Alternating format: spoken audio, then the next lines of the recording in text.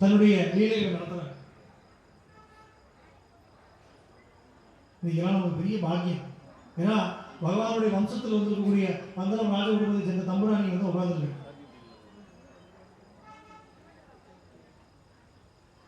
நீ சபரிமலைக்கெல்லாம் போகும்போது பார்த்தோம்னா அவங்க காலில் விழுந்து வணங்கி ஆசீர்வாதம் வாங்குறதுக்கு அவ்வளோ கூட்டம் இருக்கும் நினைச்சு கூட பார்க்க முடியாது.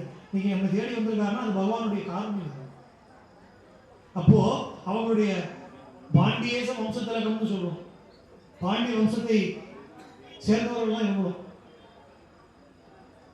இவருடைய பூர்வீகம் அந்த பாண்டிய ராஜ குலத்தை சேர்ந்தவர்கள் தான் பகவான் லோகவேல் சொல்லும்போது பாண்டியேச வம்சத்திலகம் கேரளே கேள்வி இருக்கிறன்னு சொல்றோம். பகவான் பூலோகத்தில் ராஜசேகர பாண்டியன்னு சொல்லக்கூடிய அவருக்கு மகனாக வந்து லீலைகள் நடத்துறார்.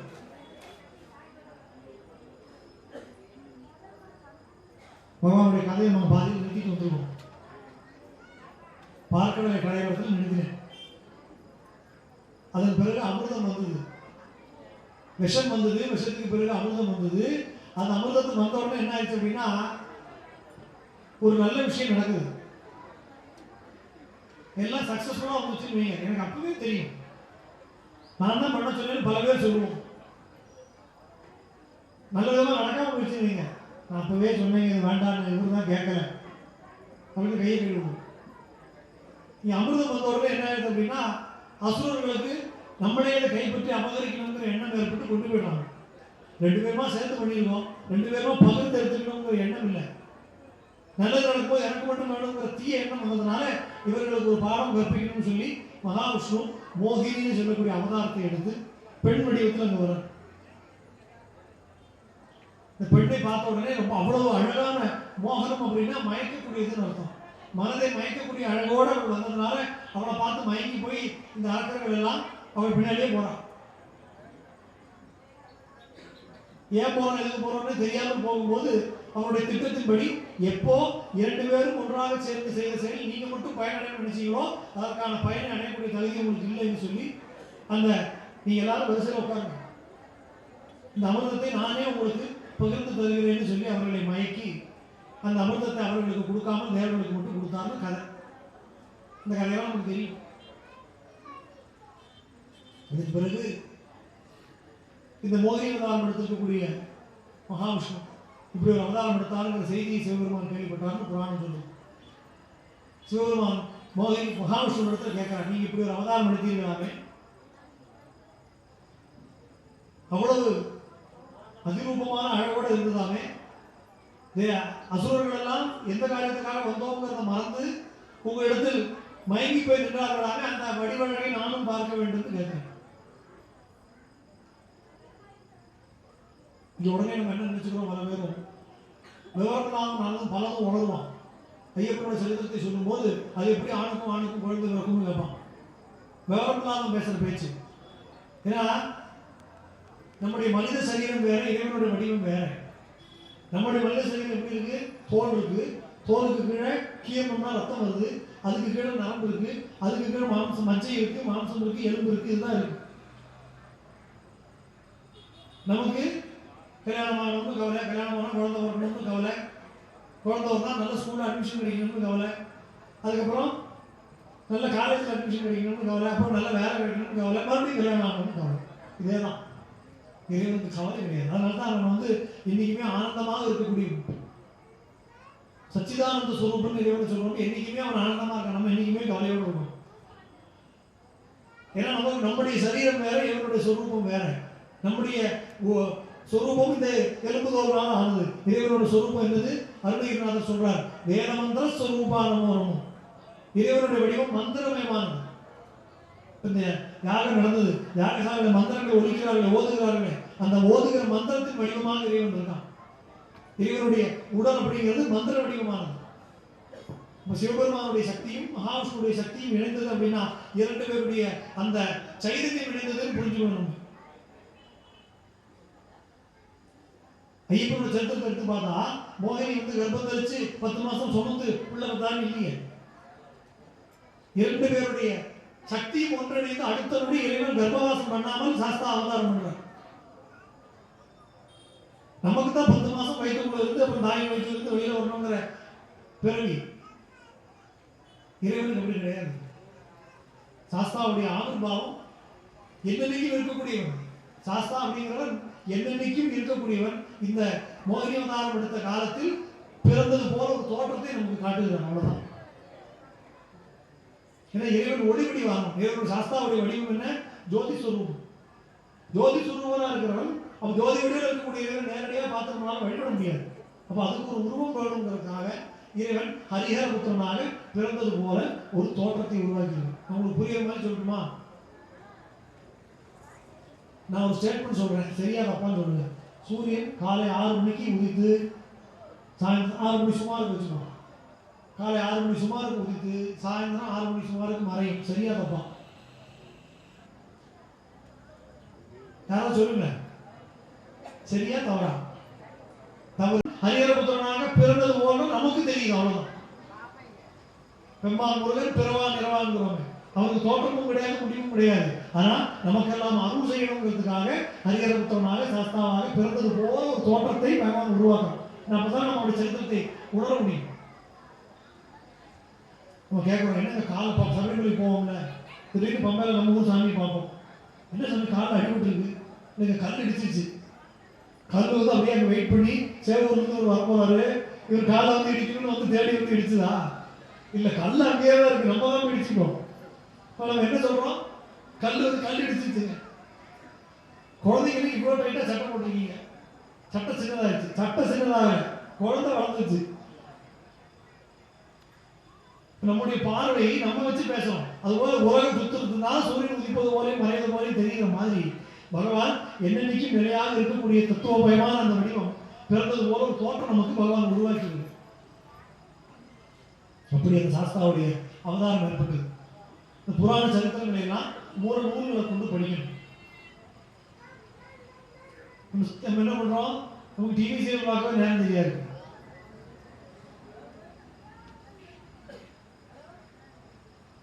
அதாவது சாயங்கால வேளையில வீட்டில் விளக்கேற்றி வச்சு 4 நல்ல வார்த்தை பேசினா வீட்டில் நல்லது நடக்கும். நீங்கள் டிவியை போட்டு உட்காந்தீங்கன்னா என்னெல்லாம் வீட்டில் பேசக்கூடாதோ அத்தனை வார்த்தையும் டிவியை சாயந்தரம் கரெக்டாக பாருங்க. 6 மணிக்கு விளக்கு வைக்கிற நேரத்தில் என்னெல்லாம் சொல்லக்கூடாதோ அத்தனை வார்த்தையும் டிவியில் பேசுவோம். அதனால மூல நூல்களை எடுத்து படிக்கணும். புராண நூல்களை பாராயணம் பண்ணணும். தேவாரம் திருவாசகம் நூல்களை படிக்கணும். ஒரு 10 நிமிஷமாவது வீட்டில் இருக்கக்கூடிய குழந்தைகளுக்கு இதெல்லாம் நம்ம பழக்கப்படுத்தணும். ஸ்கூல்ல இருந்து வராங்களா, அப்புறம் விளையாட போட்டு ஹோம்ஒர்க் பண்ணட்டும். ஒரு 10 நிமிஷம் உட்காந்து நம்முடைய மத நூல்களை நம்ம படிக்க வைக்கணும். கந்தசஷ்டி வருஷம் படிக்க வைங்க, விநாயகர் படிக்க வைங்க, இதெல்லாம் படிக்க வைக்கணும். நீங்க சொல்லிக் கொடுக்கலன்னா அவருக்கு வேண்டாத சொல்லிக் கொடுக்கறதுக்கு நிறைய பேர் வெளியே இருக்காங்க. நல்ல விஷயத்தை நம்ம கொடுக்கலன்னா எதெல்லாம் கொடுக்கக்கூடாதோ அதெல்லாம் கொடுக்கறதுக்கு நிறைய பேர் வெளியே சுற்றிட்டு. இது போல எல்லா புத்தகமும் இப்போ கிடைக்குது, தமிழ்லேயே கிடைக்குது, வாங்கி படிங்க. இந்த மூல நூல்களை எல்லாம் பாராயணம் பண்ணணும். இந்த புராண நூல்களில் பார்த்தோம்னா நிறைய பேர் என்ன நினச்சிருக்காங்க அப்படின்னா, சிவபெருமானுக்கும் விஷ்ணுவுக்கும் குழந்தை பிறந்த உடனே அவங்களுக்கு என்ன பண்ணுறதுன்னு தெரியல, அதனால் அந்த குழந்தைய கொண்டு பம்பை ஆட்டங்கரையில் விட்டுட்டு போயிட்டாங்க. இப்படி தான் காட்டிக்கிட்டு இருக்காங்க. சினிமாவில் இப்படி தான் காட்டுவோம். அது இல்லை. புராணம் என்ன சொல்கிறது அப்படின்னா, சிவபெருமான் அந்த குழந்தையை திருக்கைலாயத்துக்கு கொண்டு போனார். சாஸ்தா திருக்கைலாயத்துக்கு கொண்டு போய் எப்படி விநாயகப் பெருமானையும் முருகப்பெருமானையும் வளர்த்துகிறாரோ அதே போல பகவானையும் வளர்த்தார் சாஸ்தாவையும். அந்த சாஸ்தா பலவிதமான அவதாரங்கள் எடுக்கிறார். மக்களை காப்பதற்காக, நன்மை செய்ய வேண்டும் அப்படிங்கிறதுக்காக பலவிதமான அவதாரங்கள் எடுக்கிறார். அப்போ அந்த காலகட்டத்தில் தான் மகிழ்ச்சின்னு சொல்லக்கூடிய ஒரு அரக்கி, அந்த அரக்கி என்ன வரம் பெற்றிருக்கா அப்படின்னா, எப்பவுமே நல்லா யோசிச்சு பார்த்தோம்னா இந்த தவறு செய்கிறவரெல்லாம் பார்த்தோம்னா நல்ல பலசாலியாக இருப்பான், நல்ல பதவியில் இருப்பான். அதெல்லாம் இறைவன் வைக்கிற டெஸ்ட். நமக்கு பட்டத்தை கொடுத்து பதவியை கொடுத்து நம்ம எப்படி இருக்கோம், ஒழுங்காக நடந்துக்கிறோமா நம்ம பார்க்குறோம். பதவி வர வர, உயர்வு வர வர பணிவு வரணும். அது வரலன்னு வச்சுங்க, அடி பலமாக விடும். ஏன்னா முதல் படியிலேருந்து கீழே விழுந்தோம்னா அரசா அடிபடாது. 10 படி ஏறி அங்கேருந்து உருண்டு விழுந்தா கொஞ்சம் கைகால் வீங்கும். 20 படி ஏறி அங்கேருந்து விழுந்தோம்னா ஃப்ராக்சர் ஆகும். 100 படி ஏறி விழுந்தா மண்டை உடையும். அதனால ஏற ஏற ஏற பணிவு வரணும். இந்த அரக்கி அவள் என்ன வரம் பெற்றிருக்கா அப்படின்னா, சிவபெருமானுக்கும் மகாவிஷ்ணுவுக்கும் ஒரு மகன் தோன்ற வேண்டும். அப்படி தோன்றக்கூடிய அந்த மகன் தெய்வங்களுக்கெல்லாம் தெய்வமாக, எல்லாரும் வணங்கக்கூடிய தெய்வமாக விளங்க வேண்டும். அப்படி விளங்கக்கூடிய அந்த தெய்வம் 12 வருஷ காலம் ஒரு மானுடனுக்கு சேவை செய்ய வேண்டும். நீங்க நடக்குமா அப்படின்னு அவன் நினைச்சுக்க. அப்படி அவன் சேவை செய்தான்னா அவனால என்னுடைய அழிவு ஏற்படணும் அப்படின்னு சொல்லி கேட்கிறான். அதன்படி சிவபெருமானுக்கும் விஷ்ணுவுக்கும் மகனாக பிறந்த சாஸ்தாவை சிவபெருமான் அழைக்கிறார். அழைத்து சொல்றப்பா, இந்த மாதிரி ஒரு வரம் வாங்கியிருக்கா, இந்த அரக்கியை அழிப்பது ஒன்றால் மட்டும்தான் முடியும். அந்த அரக்கியை அழிப்பதற்காக நீ பூலோகம் செல்ல வேண்டும். அப்போ ராஜசேகர பாண்டியன்னு சொல்லக்கூடிய மன்னனுக்கு மகனாக நீ காட்டில் சென்று குழந்தையாக இரு. அப்படிதான் அந்த மன்னன் இந்த குழந்தையை கொண்டு வந்து வளர்த்துட்டு வர்றான்.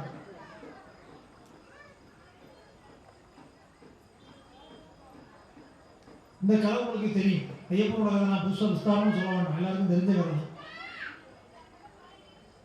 அவர் வளர்ந்து வர பகவானுடைய லீலை என்ன அப்படின்னா, எவன்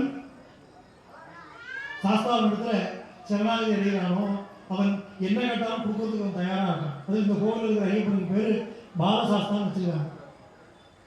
சாதாரணமாக குழந்தை சபரிமலையும் குழந்தை வடிவத்தில் தான் இருக்கான்.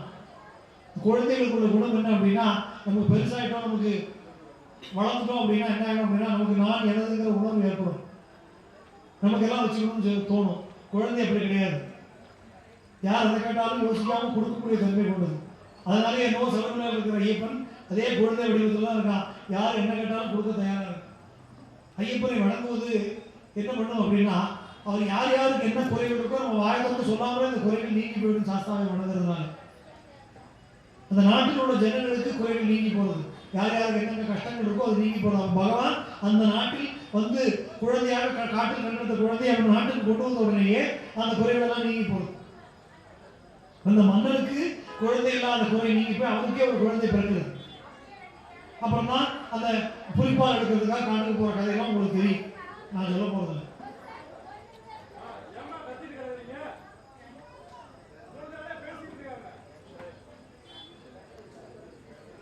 புலிப்பால் எடுப்பதற்காக வனத்துக்கு போறார்.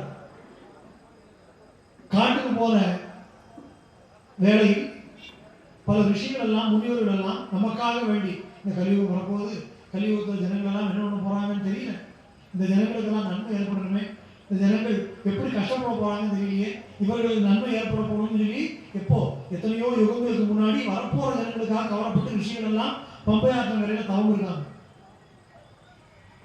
பகவான் அந்த பெரிய பாதையில், நீங்க பெரிய பாதையில் போறதுக்கு காரணம் அதுதான். பகவானுடைய திருவடி பட்டு நடந்து போற பாதை. சபரிமலைக்கு போகும்போது எல்லா வருஷமும் போறோம், எல்லா வருஷமும் மாலை போட்டுருக்கோம், எல்லா வருஷமும் பெரிய பாதையில் போறோம்.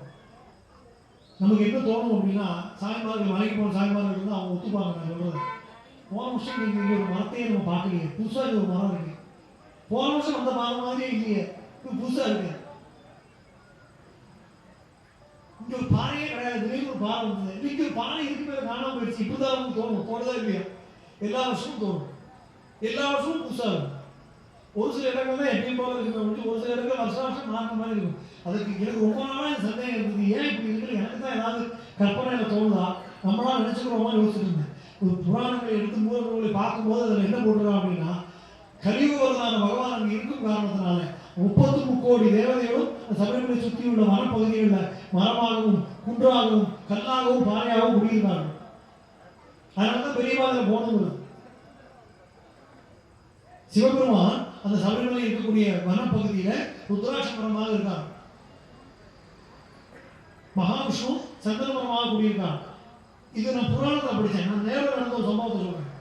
எங்க குழுவில் எங்களோட மலைக்கு வரக்கூடிய ஒரு எங்க வரணும் மலைக்கு போறோமே, எங்க கூட மலைக்கு வரக்கூடிய சின்ன பையன், அவன் இல்லாத போது சொல்லணும். எப்பவுமே நல்ல விஷயங்களை இல்லாத போது சொல்லணும். ரொம்ப சின்சியரா ரொம்ப சிரத்தையாக விரதம் வரக்கூடிய பையன். என்னன்னா, நாங்க முக்குழி தாண்டி கரிமலை ஏறோம். நாங்க போறது ஜோதி எப்பயுமே. அப்படின்னா கார்த்திகை மாசம் 1ஆம் தேதி எத்தனை லட்சம் வருஷம் தினம் போயிருக்கும் உங்களுக்கு தெரியும். இந்த முக்குழி தாண்டி இந்த கரிமலை நாங்கள் ஏறதுக்குள்ளாக இந்த பையனுக்கு மட்டும் ஒரு எல்லா வருஷமும் ருத்ராட்சம் கிடைக்கும். தரையில இருந்து ருத்ராட்சம் கிடைக்கும் சபரிமலை. 10, 12, 13 வருஷமா கிடைக்குது. அதுக்கு மேலாக இருக்கும். நான் ஞாபகத்தை சொல்கிறேன். எங்கிட்ட வந்து சொல்லுவாங்கன்னா இந்த மாதிரி ஊசாணி இந்த மாதிரி ருத்ராட்சம் வச்சிருக்கு. சரிப்பா வச்சுக்கோ, உனக்கு ஏதோ அனுக்கிறோம். நான் எதோ கூட வச்சுக்குமா அப்படின்னு நினைச்சேன். முதல் வருஷம், 2ஆவது வருஷம் ஆச்சு, 3ஆவது வருஷம் ஆச்சு, 4ஆவது வருஷம் ஆச்சு. கூட இருக்கிற சாமிக்கு என்ன டவுட் வந்துச்சுன்னா என் வீட்டில் இருந்தே கொண்டு வரான். கொண்டு வந்து கீழே போட்டு கிடச்சிருக்குன்னு எடுத்து பொய் சொல்ல வரணும்னு சந்தேகம். 4ஆவது வருஷம் 5ஆவது வருஷத்துல எங்கள் கூட ஒரு சாமிகள் என்னன்னா பாதி இப்படியே நடக்க ஆரம்பிச்சிட்டான். ஆனால் அவனுக்கு மட்டும் கிடைக்குது. அதுவும் கரெக்டாக எங்கேருந்து முக்குழிலிருந்து கரிமலைக்குள்ள தான் கிடைக்கும். கீழே வந்து நடக்கிற ஒருத்தர் கிடைக்கல. இவங்க தான் படம் செய்யும். இப்போ ஒரு ருத்ராட்சமாய் 2 ருத்ராட்சமாய் இப்போ கடந்த ஒரு 2-3 வருஷமா ஒரு 10-15 ருத்ராட்சம் கிடைக்குது. நான் உனக்கு ஏதோ சிவபெருமான் அனுகிரகம் பண்ணியிருக்காங்க. இப்போ இந்த சிவபெருமான் சபரிமலை காட்டுக்குள்ள ருத்ராட்சமாக இருக்காருங்கிறதுக்கு எனக்கு நிதர்சனமான உண்மை. ஏன்னா வேற ஒருத்தர் வெள்ளியும் பண்ணல. அப்படி மாத்திரத்து ருத்ராட்சம் விழுந்துருந்தா கூட இத்தனை லட்சம் ஜனம் பேரும் எடுத்து போயிருக்க மாட்டானா. இவன் ஒருத்தர் மட்டும் தான் வெள்ளப்படுது. அப்படி சபரிமலை மனத்துக்குள்ள அத்தனை அதிசயங்கள் நடக்கும். அப்போ பகவான் புலிப்பால் எடுத்து திரும்பி வரான். இந்த பகவானே நடந்து போன பாதை இந்த பெரிய பாதை. இவர் புலி மேல ஏறி திரும்பி வரும்போது ஜனங்களெல்லாம் வெடிக்க ஓடுறாங்க. ஏன்னா ஒரு புலியை பார்த்தாலே பயம். நம்ம புலி எங்க பார்க்கிறோம்? நம்ம ஜூல போய் மிருகக்காட்சி சாலையில் கூட்டுக்குள்ள பார்க்கிறோம். நிஜமான புலி நேரம் வருது. அது எப்படி வருது? பகவான் வரும்போது என்ன சொல்றாங்க அப்படின்னா புலிப்பால் தான் சொன்னாங்க. எந்த புலின்னு சொல்லலை. அதனால அங்கே போனதுக்கு அப்புறம் இந்த புலி இல்லைன்னு சொல்லிட்டா என்ன பண்ணுறதுக்கு வேண்டி வரிப்புலிகள் கோடி, புள்ளி புலிகள் கோடி, கருப்புலிகள் கோடி, செம்புலிகள் கோடின்னு கோடான கோடி புலி கூட்டங்களோட பகவான் வரான். தேவேந்திரனே ஆண் புலியாக மாறி இருக்க, பாக்கி தேவமங்கையர்களும் பாக்கி தேவர்களும் பெண் புலிகளாக கோடான கோடி புலி கூட்டங்களோட வர பார்த்தோன்னே நடுங்கி போயிடுறாங்க எல்லாரும். இப்படி ஜீவனாடியே ஒடுங்கி போயிடுது. தகப்பனா சொல்றாங்க, அப்பா நீ மனிதன் கிடையாது, உண்மையை சொல்லு. உன்னை காட்டில் கண்டெடுத்த போது உன்னுடைய 12வது வயதில் தான் நீ யாருங்கிற உண்மை தெரிய வரும். பகவான் சொல்றான், இது என்னுடைய வேலை முடிஞ்சது. எதற்காக நான் இந்த பிறவி எடுத்தது? மனிதனாக இங்கே விளையாடினோ அந்த வேலை முடிஞ்சது. இனி நான் திரும்ப வேண்டிய வேலை வந்துருச்சு. அப்போ அவர் கேட்கிறாரப்பா, இத்தனை நாள் உன்னை நான் மகன்னு நினைச்சேன். உன்னை எத்தனையோ திட்டியிருக்கேன், உன்னை வேலை வாங்கியிருக்கேன், எனக்கு கால் வலிக்குதுப்பா, காலை அமுக்கி விடுன்னு சொல்லியிருக்கேன், எனக்கு விசிறி விடுன்னு சொல்லியிருக்கேன், என்ன மகனா நினைச்சு நான் சொன்னேன். ஒரு தெய்வம்னு நான் இப்ப தெரிஞ்சுக்கிட்டேன், உன மகன்னு நினைக்கிறேன், இப்ப போய் கிளம்புறேன். அப்போ பகவான் சொன்னானா, நான் கிளம்புறேன்னா கிளம்ப போறதில்லை, நிலையான ஒரு இடத்துல குடியிருக்க போறேன். இனிமே என்னை பார்க்கணும்னா அங்க வந்து பாருங்க. பம்பை ஆற்றின் மேல நீலபர்வதம்னு சொல்லக்கூடிய மலை இருக்கு. இன்னைக்கு நீலிமலைன்னு பேரு. அதற்கும் மேலே ஏறி போனா மகாயோக பீடம்னு ஒரு இடம் இருக்கு. என்னுடைய பக்தையான சபரி தவம் செய்த இடம் இருக்கு. அங்க என்னுடைய ஆலயம் அமையணும். இதுதான் நான் சொன்னேன். பாக்கி கோவிலுக்கும் சபரிமலை கோவிலுக்கும் என்ன சிறப்புன்னு நான் முதல்ல கேட்டேனே, என்ன சிறப்பு அப்படின்னா அந்த ஆலயம் எப்படி அமையணும்னு பகவானே சொல்றான். எல்லாரும் கோவில் இருக்கிற மாதிரி கட்ட முடியாது. அந்த இடத்துல மகாயோக பீடம் ஒரு பீடம் இருக்கு. அது ஸ்ரீசக்கர பீடம். அந்த ஸ்ரீசக்கர பீடத்தில் என்னுடைய கருவறை அமைய வேண்டும். என்னுடைய கருவறை, கோவில் கருவறைக்கு முன்னாடி 18 தத்துவங்களை வளர்க்கக்கூடிய 18 படிகள் அமைக்கப்பட வேண்டும். அதுக்கு மேல என்னுடைய கோயில் அமையும். வேற எந்த கோயிலே அந்த படி இருக்கா? கிடையாது. அந்த படி, அந்த படிகளுக்கு விசேஷ பூஜைகள், அந்த 18 தத்துவங்களையும் கடந்து பகவான் மேல உட்காந்துருக்கான். அப்ப பகவான் சொல்றான், அந்த கோவில் அமைச்சதுக்கு அப்புறம் அந்த கோவிலில் நான் வந்து குடியிருப்பேன். அது என்னுடைய வீடாக இருக்கும். என்னை யாராவது இனிமே பார்க்கணும்னு ஆசைப்பட்டா விரதம் இருந்து, அந்த ஒரு மண்டல காலம் முழுமையான விரதம் இருந்து, நான் எப்படி காட்டுக்கு போகும்போது எனக்கு உணவுக்காக அரிசியும் தேங்காயும் எடுத்து தலையில கொண்டு வரணும், அதே போல இருமுறை எடுத்து கொண்டு வந்தீங்கன்னா ஒரு மண்டல காலம் விரதம் வந்து முன்னாடி வந்தீங்கன்னா முழுமையான விரதம் இருந்து வந்தால், திருப்பி சொல்றேன், பல பேர் நீ என்ன பண்ணா அப்படின்னா சௌரியத்துக்காக மாற விடுறான். ஒரு வாரம், 10 நாள், 15 நாள் மண்டல விரதம் முழுமையா இருக்கிறது இல்லை. விரதம்னா என்னன்னு முழுமையா தெரிஞ்சுக்கணும்.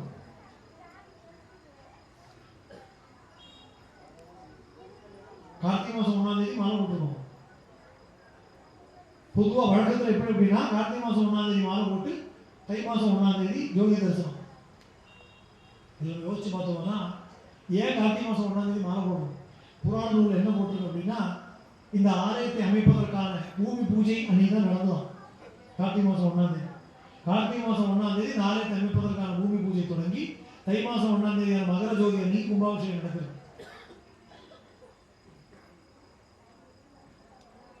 அப்போ யோசிச்சு பார்த்தோம்னா கார்த்திகை மாதம் 1ஆம் தேதி நம்ம மாலை போடுறோமே, நம்ம மாலை போடும்போது நம்ம என்ன பண்றோம் அப்படின்னா நமக்குள்ள ஐயப்பனுக்கான ஒரு கோவிலை கட்ட ஆரம்பிக்கும். அதனால இந்த கார்த்திகை மாதம் 1ஆம் தேதி சும்மா நம்ம மாலை போட்டு சரணம் அடிக்கிறது இல்லை. கார்த்திகை மாதம் 1ஆம் தேதி நம்ம மாலை போட்டோம்னா நமக்குள்ள ஒரு கோவில் எழும்ப ஆரம்பிக்கிறது. அந்த கோவில் என்னைக்கு நம்ம கட்டி முடிக்கிறோம், நம்ம இருமுடி கட்டணையும் கட்டி முடிக்கணும். அந்த கோவில் என்னைக்கு கும்பாபிஷேகம், நம்ம என்னைக்கு போய் நெய்யபிஷேகம் பண்ணுறோமோ அன்னைக்கு கும்பாபிஷேகம். என்ன சாமி இப்படி சொல்றீங்க? இந்த கோவில் தான் கும்பாபிஷேகம் நடக்குது, கும்பாபிஷேகத்துக்கு இவ்வளவு மந்திரம் சொல்றாங்க, இவ்வளவு யாகமெல்லாம் வளர்க்குறாங்க, நம்மளும் பண்றோம். நம்ம சொல்லக்கூடிய சரண கோஷம் தான் மந்திரம். நம்ம எவ்வளவு கடுமையாக விரதம் இருக்கோமோ அதுதான் யாக அக்னி. அந்த விரதத்தினால எழுப்பக்கூடிய அந்த அக்னி நம்ம கூட கொண்டு விட்டு எரியணும். அப்போ நம்ம இருமுடி கட்டும் போது கோவில் கட்டி முடிக்கப்படும், நமக்குள்ள ஒரு கோவில் கட்டி முடியும். நம்ம நெய்யபிஷேகம் பண்ணும்போது அது கும்பாபிஷேகமாக மாறி ஐயப்பன் நமக்குள்ள இருந்து பேச ஆரம்பிக்கும். இதுதான் சபரிமலை யாத்திரையுடைய தத்துவம். அப்போ அவருடைய தகப்பனாருக்கு மனசுக்குள்ள ஒரு எண்ணம் ஏற்பட்டுதான், நம்மளுடைய மகன் உலகத்தையெல்லாம் ஆளக்கூடிய சக்கரவர்த்தியாக இருப்பான்னு நினைச்சேன். இவங்க எல்லாத்தையும் வேண்டிட்டு சன்னியாசி மாதிரி வந்து கோவிலில் உட்கார்ந்துருக்காங்க, துறவியா வந்து உட்கார்ந்துருக்காங்க. அப்போ பகவான் அசரீரியாக ஒலிக்கிறார்கள், என்னுடைய தந்தையான உன்னுடைய ஆசை வீண் போகாது.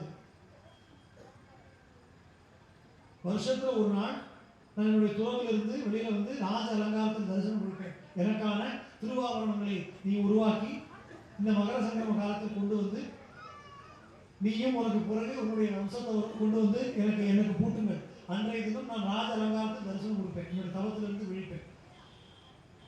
என்னுடைய பக்தர்கள் ஒருத்தருடைய ஆசையும் வீணா போகாது, என்னுடைய தகப்பன் நீ உன்னுடைய ஆசையும் நிறைவேற்றி தருவேன்னு சொல்லி பகவான் சொல்றார். அது மட்டும் இல்லாமல் இன்னொரு வார்த்தை சொல்றார்,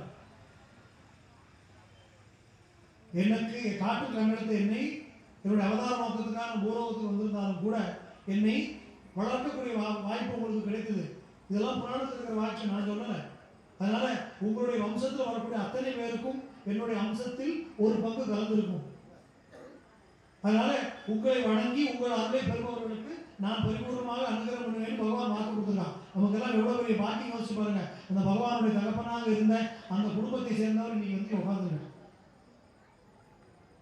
அதனால்தான் அவங்க சபரிமலைக்கு போகும்போது பம்பை கரையில ஆகட்டும் இல்லை மேலே போனாலும் சரி அவங்க காலில் விழுந்து வணங்குறது அப்படிங்கிற ஒரு மரபு எப்படி வந்ததுன்னா அந்த வம்சத்தை சேர்ந்தவர்களுக்கு பகவானுடைய ஒரு அம்சம் இருக்குன்னு பகவான் சொல்றார். நம்ம எத்தனை பெரிய பதவி வேணாலும் அடைஞ்சிடலாம், இந்த பாக்கியம் நமக்கு கிடைக்காது. பாட்டு பாடணுமே, கொஞ்சி கொஞ்சி பேசும் முந்தன் பிள்ளை மொழி கேட்டிடவே அந்த பந்தலம் தான் செய்த தவிர இந்த பாப்பனம் நான் செய்யவில்லையோடு சொல்லுவோமே. அந்த பாக்கியத்தை பெற்ற நம்ம சேவரை இப்போ எப்பேற்பட்ட சக்தி வாய்ந்தவர்கள் புரிஞ்சுங்க. இங்கே ஆலயம் வந்து கும்பாபிஷேகம் நடக்க போகுது. இந்த கும்பாபிஷேகத்துக்கு அந்த பந்தள ராஜ குடும்பத்தை சேர்ந்த தம்புரான் இன்னைக்கு வந்திருக்காரு அப்படின்னு சொல்லி சொன்னாலே பகவான் நம்முடைய வழிபாட்டை ஏற்றுக்கொண்டிருக்கிறார். பகவானுடைய ஆசீர்வாதம் பரிபூர்ணமாக இருக்குங்கிறது இதனால தான் சாட்சி. யோசிச்சு நல்லா கேட்குறீங்க.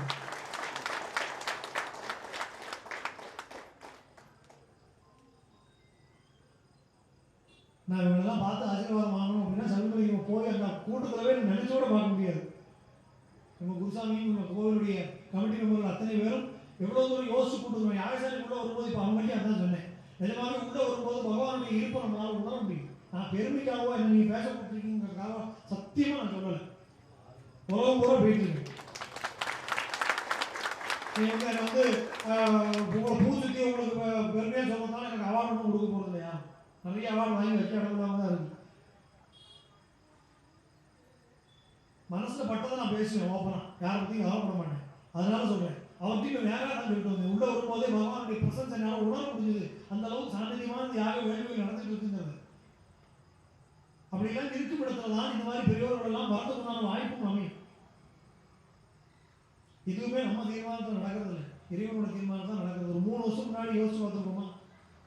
4 வருஷம் முன்னாடி எல்லாரும் வீட்டுக்குள்ள கவலை சேர்த்து உட்காந்துருந்தோம்ல. ஒரே வீட்டில் 2 பேர் பார்த்துக்க முடியாது, ஒருத்தர் ஒரு ரூம்ல பயந்துட்டு உட்காந்துருந்தோம். இப்படி ஒரு காலம் வரும்னு சொன்னா யாரும் நம்பியிருப்போமா? ஒரு 6-7 வருஷம் முன்னாடி யாராவது வந்து திடீர்னு அடுத்த 2 வருஷம் கழிச்சு ஒரு வியாதி வரப்போகுதுங்க, எல்லாரும் வீட்டுக்குள்ள கவலை சேர்த்து உட்காந்துட்டு போவாங்கன்னா வேலையை பாருங்க. 2 வருஷ காலம் உட்காந்துமா வீட்டில். இப்போ எது நடக்கணுங்கிறது இறைவன் தீர்மானம் பண்றான்.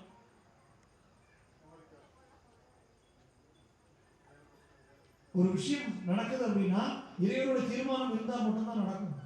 இறைவன் நம்ம கிட்ட வேற எதுவுமே எதிர்பார்க்கறது இல்லை. நம்ம முறையான பக்தி செலுத்தணும், சரணாகதி பண்ணணும்னு எதிர்பார்க்கலாம். அவன் வேலை அனுகிரகம் பண்றது மட்டும்தான். இறைவனுடைய வேலை அனுகிரகம் பண்றது மட்டும்தான், வேற எதுவுமே கிடையாது. நம்ம வேலை என்ன? முறையான பக்தி செலுத்தணும். மாலை போட்டுருமா, ஒழுங்கா விரதம் இருக்கணும். 10 நாள்ல மாலை போடுறேன், 15 நாள்ல மாலை போடுறேன். பகவான் தெளிவா சொல்றார், 1 மண்டல காலம் விரதம் இருந்து சபரிமலைக்கு வரணும். அதை குறைப்பது நமக்கு ரைட் இல்லை. நம்ம எவ்வளவு முறையாக விரதம் இருக்கோமோ அவ்வளவு கூட ஒரு அனுகிரகம் பூர்ணமாக கிடைக்கும். லோகவீரன் சொல்றோம் எல்லாரும். அதுக்கு அர்த்தம் தெரியுமா? சொல்லும் பாட்டில் பொருளுணர்ந்து சொல்லுவாருங்கிறான். க்ஷிப்ர பிரசாத நிரதம் சாஸ்தாரம் குணமாமியம். அர்த்தம் என்ன தெரியுமா? க்ஷிப்ர பிரசாத நிரதம்னா உடனடியாக பிரசாதம் தரக்கூடியவன் அர்த்தம். பிரசாதம் என்ன? சக்கர பொங்கல் இல்லை. உடனே பிரசாதம் அருளை கொடுப்பாங்க, நல்லா டேஸ்டா இருக்குன்னு நினைக்காதீங்க. இறைவனுடைய பிரசாதங்கிறது அவனுடைய அருள். க்ஷிப்ர பிரசாத நிரதம்னா என்ன அர்த்தம்? உடனடியாக தன்னுடைய அருளை வழங்கக்கூடியவன் அப்படின்னு அர்த்தம். அப்படின்னா என்ன அர்த்தம்? நம்ம என்ன மனக்குறையோட இறைவனத்தில் போய் முறையிடுகிறோமோ அந்த குறையை உடனடியாக தீர்த்து வைக்கிறவன் அர்த்தம். என்ன சாமி நீங்க என்னமோ சொல்றீங்க, 4 வருஷமா மலைக்கு போறேன், என் குறை அப்படியே தான் இருக்கு அப்படின்னா, இறைவன் அத்தனை பேருக்கும் ஒரே போலதான் அனுகிரகம் பண்றான் ஐயப்பன். எவன் மாலை அணிந்து அவனை நோக்கி வரானோ அத்தனை பேரையும் ஒன்னா தான் பார்க்கறான். அத்தனை பேருக்கும் ஏழை பணக்காரன் வித்தியாசம் இல்லாமல், ஜாதி மத வித்தியாசம் இல்லாமல், இந்த கூட்டத்தில் கஷ்டப்படுற நிறுத்துற ஒரு செகண்ட் தான் நம்ம அவனை பார்க்கணும். அவன் ஒவ்வொருத்தரையும் பார்க்கறான். என்ன தோணுது? அத்தனை பேருக்கும் அனுகிரகம் பண்றான். எனக்கு மட்டும் ஒன்றுமே நடக்க மாட்டேங்குது அப்படின்னா அது யாருடைய தப்பு? பகவானுடைய தப்பு இல்லை, நம்முடைய தப்பு. இப்போ இந்த கும்பாபிஷேகத்துக்கு நிறைய கலசம் வச்சிருக்கு இல்லையா? எல்லா கலசத்துலையும் தீர்த்தம் கொண்டு வந்துருக்காங்க, எல்லா புண்ணிய தீர்த்தங்கள்லாம் கொண்டு வந்துருக்காங்க. இது போக இன்னொரு தனியா ஒரு 50-100 குடம் தீர்த்தம் இருக்கு அபிஷேகம் பண்றது. இதுல எல்லா குடத்தையும் பிடிச்சி வச்சிருக்கு, காத்தால தண்ணி பிடிச்சி வச்சிருக்கு. மதியம் எடுத்து அபிஷேகம் பண்ணணும். 50 குடத்தையும் நொப்பி வச்சிருக்கு. ஒரு குடத்துல மாத்திரம் காத்தால ஒப்பி வச்சிருக்கு, மதியானம் பார்த்தா தண்ணி கம்மியா இருக்கு. அப்படின்னா என்ன அர்த்தம்?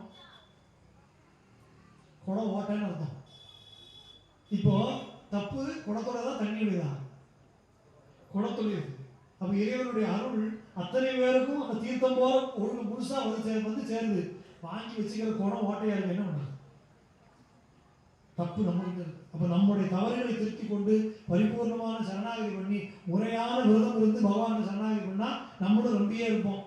இறைவனுடைய அருள் க்ஷிப்ர பிரசாத நிரதம்ங்கிறது எந்த விதமான சந்தேகமும் வேண்டாம். இந்த வருஷம் மாலை போட்டு மலைக்கு போகும்போது ஒரு கோரிக்கையோட போறோம். அடுத்த வருஷம் திரும்பி வரும்போது அடுத்த மாலை கழுத்துக்குள்ள விழுறதுக்கு முன்னாடி அந்த கோரிக்கை நிறைவேற்றி தந்துருப்பான். எத்தனை அதிசயங்கள், எத்தனை அற்புதங்கள் சபரிமலையில் நம்ம பார்க்கணும்.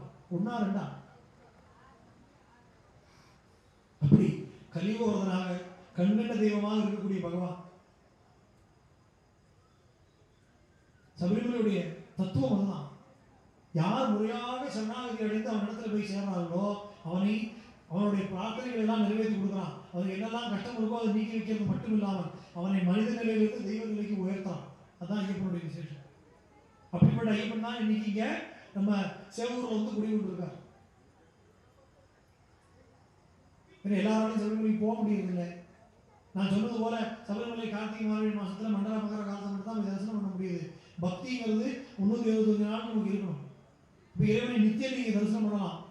ஒரு கோயில்ல எல்லா கோயிலையுமே இப்போ விநாசி கோயில் இருக்குது, எல்லா சிவகோயில் இருக்குல்ல, அது மாதிரி எல்லா கோயிலும் இருக்குது.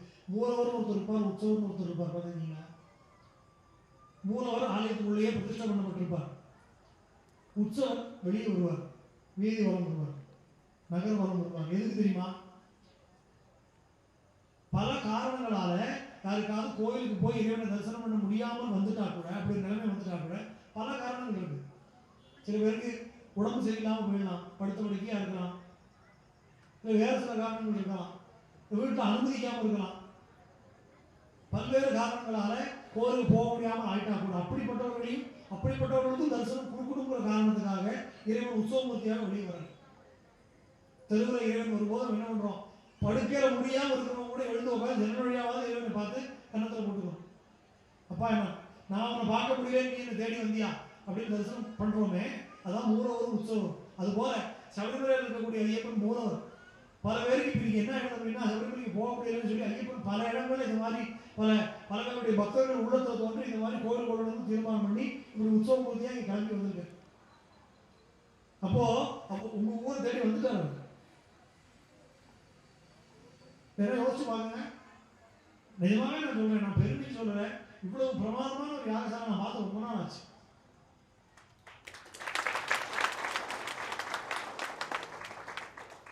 ரொம்ப நாள் ஆச்சு இந்த மாதிரி மனதுக்கு நிறைவான ஒரு பூஜையும் யாகசாலையும் ஹோமங்களும் பார்த்து ரொம்ப இந்த மாதிரி கும்பாபிஷேகத்தை பார்த்து ரொம்ப காலம் ஆச்சு.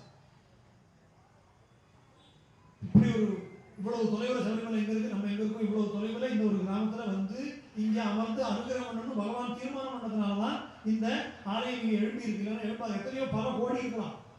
நீங்கள் இழைச்சி மார்பன் கல்லால் இழைச்சி வீட்டை கட்டிடலாம், கோவிலை கட்ட முடியாது. ஒரு கோவிலை கட்டணும் அப்படின்னா இறைவன் அங்கே வந்து அமர்ந்து இருக்கணும்னு அவன் தீர்மானம் பண்ணணும் தான் அந்த கோவில் அமையும். அப்படி இறைவன் உங்க ஊரை தேர்ந்தெடுத்து இங்கே வந்து அமர்ந்திருக்கான் அப்படிங்கிறது எந்த விதமான சந்தேகமும் இல்லை. இந்த கலியுகமான ஐயப்பன் நம்மளை தேடி வந்துட்டார். இனிமே அவர்கிட்ட என்ன வேணுங்கிறத கேட்டு வாங்க வேண்டியது உங்க பொறுப்பு.